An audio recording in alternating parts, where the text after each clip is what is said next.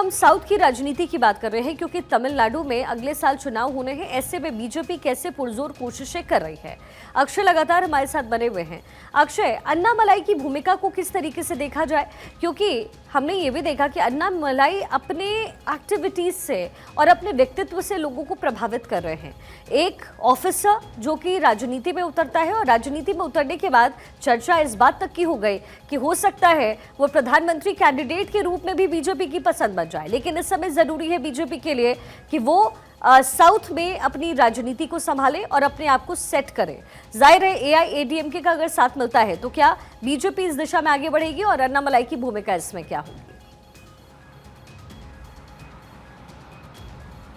देखिए, प्रदेश अध्यक्ष होने के साथ साथ अन्नामलाई अगर तमिलनाडु में कहें तो बीजेपी के बड़े चेहरे हैं। हालांकि वहां पर और भी चेहरे हैं, लेकिन अन्नामलाई की जो भूमिका रही है वो काफ़ी महत्वपूर्ण रही है। और आपने देखा होगा कि पिछला जो लोकसभा चुनाव रहा, भले ही वहाँ पर बीजेपी को एक भी सीटें नहीं मिल पाई, लेकिन इसके बावजूद भी जिस तरह से अन्नामलाई ने फाइट किया, जिस तरह से संघर्ष किया, तमाम चीज़ों को लेकर के बीजेपी आलाकमान ने उनको और ताकत प्रदान की है। यही वजह रही है कि जब पलानीस्वामी के साथ अमित शाह की मुलाकात हुई तो ये खबरें आ रही हैं कि उनको भूमिका थोड़ी सी कम की जाए। बीजेपी इसको किसी भी हालत में नहीं मानने जा रही है, इतना तय है। अन्नामलाई उनके चेहरे रहेंगे और हो सकता है कि बीजेपी पलानीस्वामी के सामने आने वाले समय में ये कहे कि हम उनको मुख्यमंत्री का चेहरा मानते हैं, लेकिन अभी ये दूर की कौड़ी है।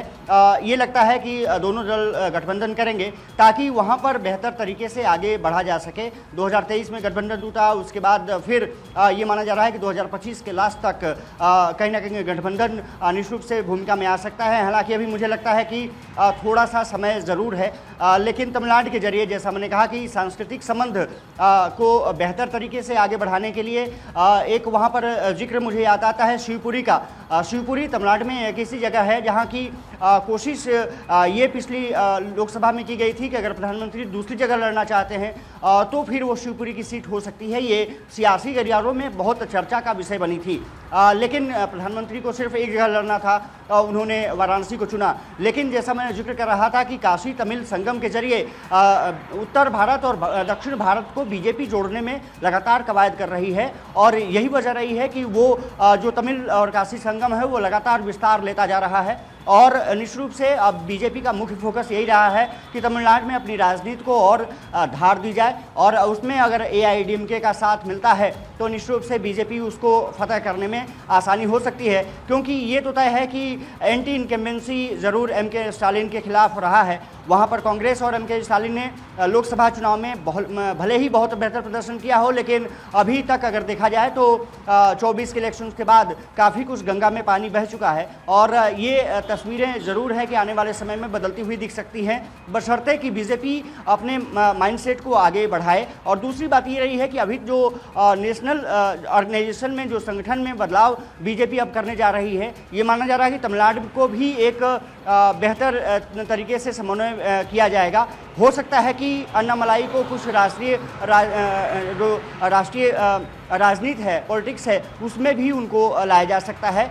खबरें यहाँ तक आ रही हैं। इसके अलावा जो तेलंगाना की गवर्नर हुआ करती थी, उनको भी राष्ट्रीय राजनीति में बीजेपी लाने का प्रयास कर रही है। ये माना जा रहा है कि तमिलनाडु एक बेहतर ऑप्शंस बीजेपी इस समय ढूंढ रही है ताकि आने वाले समय में वहाँ पर प्रदर्शन अपने आप को अच्छा किया जा सके, वहाँ पर सरकार बनाई जा सके।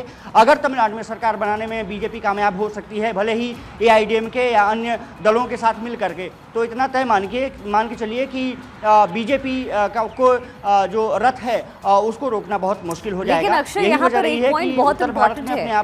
दरअसल होता क्या है, चाहे बंगाल का एरिया हो, चाहे पंजाब का एरिया हो, चाहे फिर साउथ का एरिया हो, यहाँ पर सबसे बड़ी बात यह है कि लैंग्वेज के हिसाब से लोग चलते हैं और साउथ में बीजेपी की कमोबेश यही सबसे बड़ी दिक्कत रही है। लेकिन हमने देखा है कि हाल फिलहाल की राजनीति में और हाल फिलहाल में जो साउथ में राजनीति हो रही है उसमें परिसीमन का मुद्दा उठ रहा है। जो पॉलिटिकल पार्टीज है वो इस मुद्दे को लेकर के आ रही है कि अगर परिसीमन इस बार होता है तो फिर पॉपुलेशन के आधार पर अगर सीटें बढ़ेंगी तो जाहिर है साउथ में कम हो जाएगी। ऐसी बातें पॉलिटिकल पार्टीज द्वारा कही जा रही हैं। तो क्या इसका नुकसान बीजेपी को हो सकता है साउथ में?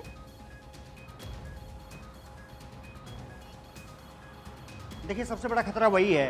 खास करके विपक्षी पार्टियों ने देखा होगा कि आपने जेएसी की बैठक बुलाई थी, जो ज्वाइंट एक्शन कमेटी है, उसमें तमाम दक्षिण भारत राज्यों के सीएम शामिल हुए। तेलंगाना, केरल, कर्नाटका के डिप्टी सीएम उसमें मौजूद रहे। इसके अलावा पश्चिम जो उत्तर भारत है, पश्चिम उत्तर भारत के राज्य जो हैं, पंजाब या फिर महाराष्ट्र से जुड़े नेताओं ने भी उसका समर्थन किया। हालांकि आंध्र सीएम शामिल नहीं हुए थे, लेकिन ये माना जा रहा है कि इस मुद्दे को लेकर के कहीं ना कहीं एक मत की स्थिति है आंध्र को अगर छोड़ दिया जाए, क्योंकि आंध्र के और पार्टियां उसके समर्थन में ज़रूर निकल कर के सामने आई थी। तो एक बड़ा मुद्दा है। और क्योंकि पॉपुलेशन अगर देखा जाए कि दक्षिण भारत के राज्यों का, चाहे केरल हो, कर्नाटक हो, तमिलनाडु हो, तेलंगाना, आंध्र प्रदेश, इसके अलावा पुडुचेरी और साथ ही साथ दमन दीव का जो इलाका है वो थोड़ा सा अगर पॉपुलेशन देखा जाए तो 19% के आसपास का है। ये जो दक्षिण का पठार कहा जाता है वो राजनीतिक रूप से तो समृद्ध है, लेकिन पॉपुलेशन के हिसाब से उतना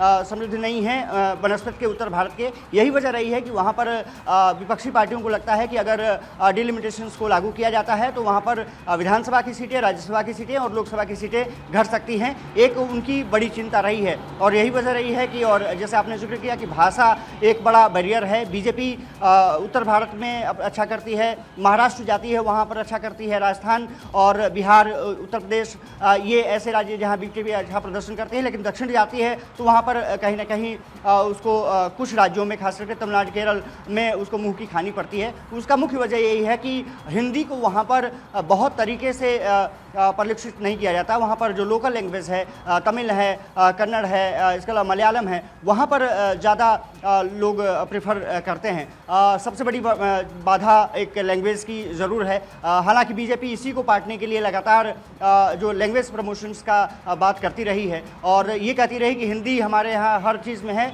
लेकिन इतना तय है कि आने वाले समय में कहीं ना कहीं आपको देखने को मिलेगा कि ये भाषा के बैरियर को तोड़ने के लिए बीजेपी और चीज़ें भी अपना सकती है। खास करके जो अभी तक जानकारी में आ रही है, सियासी गलियारों में एक चर्चा का विषय है कि दक्षिण भारत से भी बीजेपी का राष्ट्रीय अध्यक्ष हो सकता है।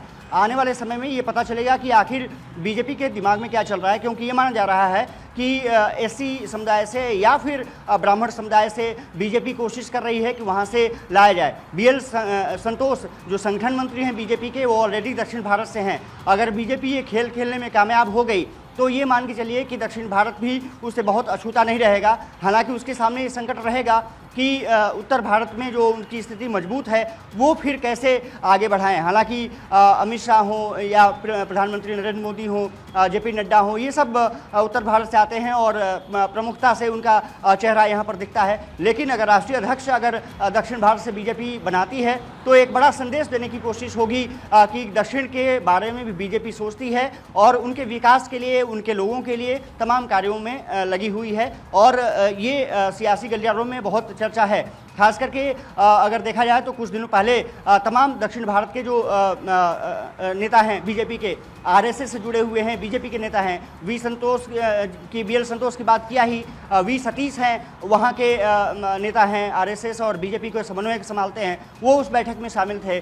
और ये माना जा रहा है कि इस बार बीजेपी बहुत बड़ा दांव खेलने के चक्कर में है। अगर ऐसा कुछ होता है तो निश्चित रूप से दक्षिण भारत की राजनीति बिल्कुल बीजेपी के पक्ष में आ सकती है। हालांकि हमें इंतजार करना होगा कि संगठन में जब चुनाव होते हैं, क्योंकि अब राज्यों के प्रदेश अध्यक्ष लगातार चुने जा रहे हैं और ये माना जा रहा है कि अप्रैल महीने में बीजेपी का राष्ट्रीय अध्यक्ष भी सामने आ जाएगा। ये कौन होगा देखना दिलचस्प होगा, लेकिन दक्षिण भारत की राजनीति में अपने आप को बेहतर प्रदर्शन करने की तरफ बीजेपी लगातार कोशिश कर रही है। और जो गठबंधन की आरएसएस की भूमिका दक्षिण की राजनीति में कैसी होती है, आरएसएस की भूमिका क्या होगी और इसका असर कितना हो सकता है? देखिए, आरएसएस की अभी कार्य परिषद की बैठक बंगलुरु में आयोजित की गई थी। लगातार वहां पर मंथन किया गया। उसके पीछे संदेश एक ही था कि जो बीजेपी है वो बेहतर तरीके से आगे बढ़ सकती है, आप लोगों के लिए काम कर सकती है। तमाम प्रस्ताव पास उसमें किए गए और जो रेजोल्यूशन जो पास किया गया उसमें दक्षिण भारत को भी प्रमुखता से उसमें स्थान दिया गया। समन्वय निश्चित रूप से बीजेपी का, आरएसएस का रहता है। और क्योंकि मैंने कहा कि वी सतीश जो संगठन से आरएसएस से आते हैं और बीजेपी संगठन को समन्वय करते हैं। बीएल संतोष खुद आरएसएस से जुड़े रहे हैं, वो अब राष्ट्रीय संगठन मंत्री हैं। इसके अलावा और अन्य तमाम नेताओं को भी उसमें लगातार जोड़ा जा रहा है और आरएसएस की जो बैठक रही है वो काफ़ी महत्वपूर्ण है। आने वाले समय में ये कहा जा रहा है कि 17 से 19 तक 3 दिन तक बीजेपी अपने राष्ट्रीय कार्यकारिणी का जो आयोजन है वो भी बंगलुरु में करने जा रही है। इसका मतलब साफ है कि बीजेपी अब पूरी तरह से फोकस अपने आप को कर चुकी है कि तमिलनाडु हो, केरल हो, कर्नाटका हो, सब में अपनी राजनीति को धार देनी है और आने वाले समय में दक्षिण को फतह करना है। इसके लिए ही आरएसएस की पहले बैठक और अब बीजेपी की कार्यकारिणी की बैठक, और उसमें सबसे बड़ी बात यह है कि उसमें कार्यकारिणी ही नहीं, कार्यपरिषद की लोग भी शामिल होंगे। 26,000 से ज़्यादा लोगों को आमंत्रित किया गया है और उसमें दक्षिण भारत के बड़े नेताओं की भूमिका बहुत अहम होने जा रही है। निश्चित रूप से ये कह सकते हैं कि आने वाले समय में दक्षिण भारत की राजनीति बीजेपी जिस तरह से बदलने का प्रयास कर रही है उसका जो परिणाम है वो बीजेपी के समर्थन में आ सकता है। इसकी उम्मीद बिल्कुल की जा सकती है और खास करके तमिलनाडु निश्चित रूप से मुख्य एजेंडे में है। इसके अलावा कर्नाटका में जिस तरह सरकार चल रही है वहाँ पर जो तमाम मुद्दे अपनाए गए, खास करके जिस तरह से आपने देखा होगा कि कांग्रेस सरकार ने मुस्लिम रिजर्वेशन खास करके 4% ठेकेदारी में दी है, जो 2 करोड़ से कम के जो ठेके हैं उसमें, उसको लेकर के बीजेपी आक्रामक रही है। वहाँ के हिंदुत्व संगठन को लगातार अपनी तरफ मोबिलाइज करने की बात कर रही है, हिंदुओं को मोबिलाइज करने की बात कर रही है और अगर ये मुद्दा वहाँ पर कन्वर्ट हो गया तो निश्चित रूप से इसका फायदा बीजेपी को मिल सकता है। हालांकि दक्षिण की राजनीति धर्म से ज़्यादा जात पर आधारित है, इसलिए थोड़ी सी बीजेपी को वहाँ पर सफलता नहीं मिलती है। लेकिन कहीं ना कहीं जो कर्नाटका में सफलता पहले मिली, भले ही इस बार विधानसभा चुनाव में वो हार गए, लोकसभा चुनाव में भी उतना अच्छा प्रदर्शन नहीं हुआ जितनी उम्मीद की जा रही थी, लेकिन अभी भी कर्नाटका में बीजेपी बहुत अच्छी स्थिति में कही जा सकती है। तमिलनाडु उसके लिए एक रहस्य सुलझा नहीं पाई है, उसको रहस्य को सुलझाने के लिए तमाम कवायदें की जा रही है और एआईएडीएमके से जो गठबंधन की बात अब सामने आ रही है, जल्द ही उसकी औपचारिक घोषणा भी हो जाएगी ऐसा लगता है। तो शिखा, ये बहुत टर्निंग पॉइंट दक्षिण भारत की राजनीति के हिसाब से हो सकता है। अच्छा, भाषा को लेकर के भी काफ़ी बवाल हुआ, काफ़ी हंगामा हुआ है तमिलनाडु में। क्या इसको इनकैश नहीं करेगी जो कांग्रेस पार्टी है या फिर डीएमके?